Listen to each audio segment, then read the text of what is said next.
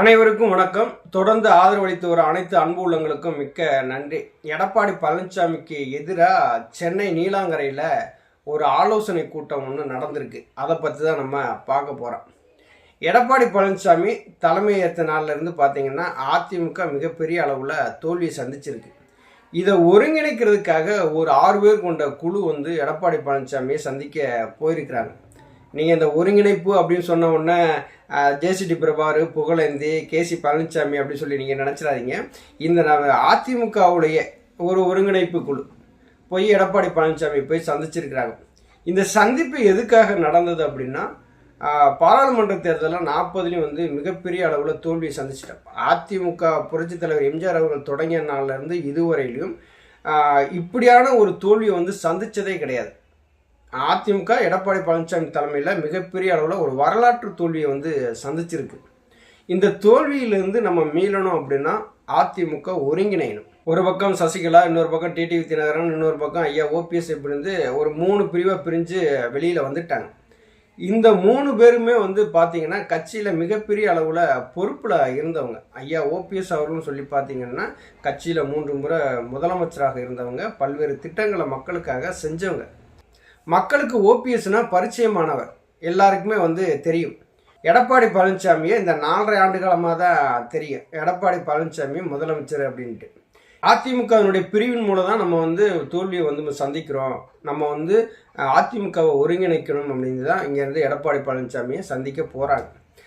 இந்த சந்திப்பில் எடப்பாடி பழனிசாமி என்ன சொல்லியிருக்கிறாரு, புரட்சித் தலைவர் எம்ஜிஆர் அவர்கள் மறைஞ்ச பின்னாடி ஜார்ஜின்னு 2 அணிகளாக பிரிஞ்சு இருந்தது. அப்போ புரட்சி தலைவி அம்மா அவர்கள்ட்ட ஜானகி அவர்கள் விட்டு கொடுத்துட்டு போயிட்டாங்க. அதே மாதிரி சசிகலா அவர்கள் உள்ளே வரக்கூடாது, ஜானகி அம்மா எப்படி இருந்தாங்களோ அதே மாதிரி தான் இருக்கணும் அப்படின்னு சொல்லியிருக்காரு. அதற்கடுத்து ஓபிஎஸ் கட்சிக்கு ரொம்ப துரோகம் பண்ணிட்டாரு, அதனால அவர்கள் 2 பேரையுமே கட்சிக்குள்ளே சேர்க்கறதுக்கான வாய்ப்பே கிடையாது அப்படிங்கிறத உறுதிப்பட சொல்லியிருக்காரு. எடப்பாடி பழனிசாமி இப்படி சொல்கிறது நமக்கே ஒரு சிரிப்பாக தான் இருக்குது. யார் கட்சிக்கு துரோகம் பண்ணது?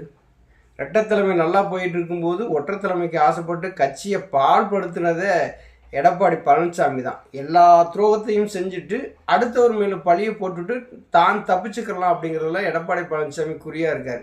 இங்கே யார் கட்சிக்கு விசுவாசமாக இருந்தால், யார் கட்சிக்கு துரோகம் பண்ணான்னு சொல்லி மக்களுக்கும் தெரியும், தொண்டர்களுக்கும் நல்லா தெரியும். எடப்பாடி பழனிசாமி எப்படியாவது ஒரு வழிக்கு கொண்டு வரணும், அதிமுக வெற்றி பெறணும் அப்படிங்கிற நோக்கத்தோடு இவங்க செயல்படுறாங்க.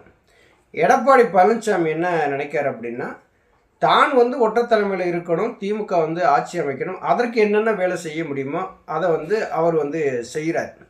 இப்போ அந்த 6 பேர் கொண்ட குழு இருக்காங்க இல்லையா, அவங்களோட சேர்ந்து இப்போ ஒரு 12 பேர் இணைஞ்சிருக்கிறாங்க. அதில் முன்னாள் அமைச்சரும் இருக்கிறாங்க, மாவட்ட செயலாளர்களும் இருக்கிறாங்க. அவங்க எல்லாமே ஒருடைய ஒத்த கருத்தாக என்ன பண்ணுறாங்க அப்படின்னா, எடப்பாடி பழனிசாமியை இப்படியே நம்ம விட்டு விடக்கூடாது, அவர் எது சொன்னாலும் நம்ம தலையாட்டிடக்கூடாது. அப்படி தலையாட்டினோம் அப்படின்னா இன்னும் மிகப்பெரிய அளவில் அதிமுக தோல்வி சந்திக்கும். அதுக்கடுத்து அதிமுகங்கிறது ஆட்சி அமைக்குங்கிறது மிகப்பெரிய அளவில் கேள்விக்குறியாயிரும். அதனால் எடப்பாடி பழனிசாமியை எப்படியாவது வழிக்கு கொண்டு வந்துடணும், அதிமுக ஒருங்கிணைந்தே ஆகணும் அப்படிங்கிற நிலைப்பாட்டில் இந்த 18 பேர் இருக்கிறாங்க. இந்த ஒருங்கிணைப்பு குழுவில் இருக்கக்கூடிய இந்த 18 பேர் என்ன பண்ணுறாங்க அப்படின்னா, ரகசியமாக ஒரு ஆலோசனையே நடத்துகிறாங்க. நீலாங்கரையில் நடத்தப்பட்டதாக சொல்லப்படுது. அந்த நீலாங்கரையில் தான் பல்வேறு விஷயங்களை பற்றி பேசுகிறாங்க. எடப்பாடி பழனிசாமி சசிகலா உள்ளே வரக்கூடாதுன்னு சொல்கிறாரு, ஓபிஎஸும் உள்ளே வரக்கூடாதுன்னு சொல்கிறாரு. இவரை நம்பி போனால் எப்படி கட்சி வளர்ச்சி அடையும் அப்படிங்கிறத பற்றிலாம் அவங்க ஒரு விவாதங்கள் நடத்தி அவங்களுக்குள்ளே ஒரு ஒத்த கருத்து கொண்டு வந்திருக்காங்கிறதாகவும் சொல்லப்படுது. இப்போ அங்கே நடத்தின அந்த ஆலோசனை கூட்டத்தில் என்ன முடிவு எடுத்துக்காங்களாமா, எடப்பாடி பழனிசாமியை இந்த இணைப்புக்கு ஒத்துக்க வைக்கணும், நம்ம அதற்கான வேலைகளை நம்ம செய்யணும், நம்மளுடைய ஆதரவாக இருக்கக்கூடிய இப்போ எம்எல்ஏக்கள், மாவட்ட செயலாளர்கள் பூரா நம்ம ஒருங்கிணைக்கணும் அப்படிங்கிறதும் பேசப்பட்டதாக ஒரு தகவல் இருக்குது. இப்போ எடப்பாடி பழனிசாமியினுடைய நினைப்பு என்ன அப்படின்னா, நம்ம ஒற்றைத்தலைமையாகவே இருந்துருவோம், நம்ம யாருக்கும் அடிபணியக்கூடாதுன்னு சொல்லி அவர் நினைக்காது. ஒற்றைத்தலைமையாக இருக்கணும்னு சொல்லி ஆசைப்படுறது எடப்பாடி பழனிசாமியுடைய சுயநலம். இந்த கட்சியை 4 பிரிவாக பிரித்து அதிமுக வெற்றி பெற முடியாத அளவுக்கு கொண்டு போனதும் எடப்பாடி பழனிசாமி அவருடைய சுயநலம்.